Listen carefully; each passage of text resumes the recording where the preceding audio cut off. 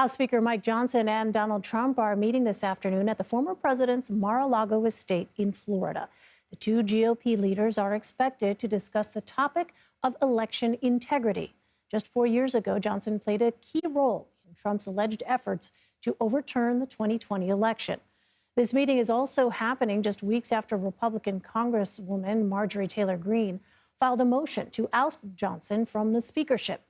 After meeting with Johnson this week, Green still refused to drop her threats of forcing a vote to remove him. CBS News campaign reporter Jake Rosen joins us now from Palm Beach, Florida. So, Jake, what are Trump and Speaker Johnson expected to say about election integrity today? Why is this the issue they've chosen to discuss?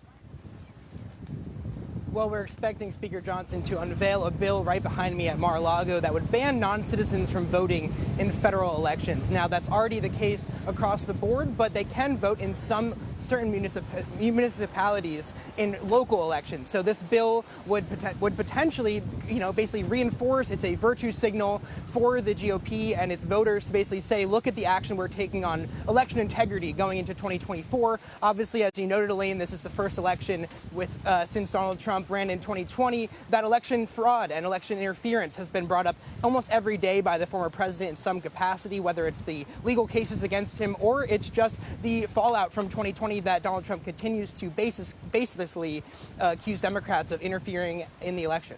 And Jake, we mentioned Margery Taylor Green. Could this appearance persuade the Congresswoman, who is a longtime Trump supporter, to drop her threats against Speaker Johnson?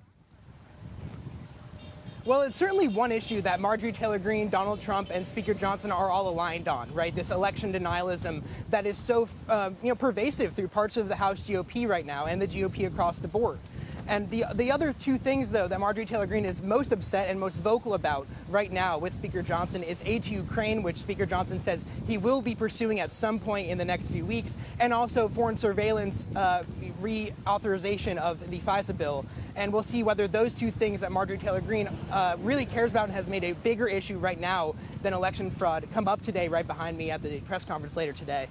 Well, if former President Trump ostensibly saved Speaker Johnson's job, what does that say about the state of Congress right now and how much power the former president maintains despite being out of office? Well, the state of Congress is fraught right now, Elaine. These House GOP members who are not completely beholden to former President Trump maybe did not spread those same lies about the 2020 election or have not endorsed Trump going into the fall. A lot of them have resigned, as we've covered across this network.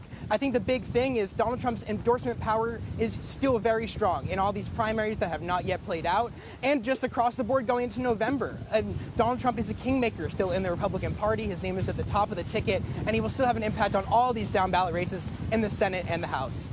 All right, Jake Rosen reporting for us. Jake, thank you.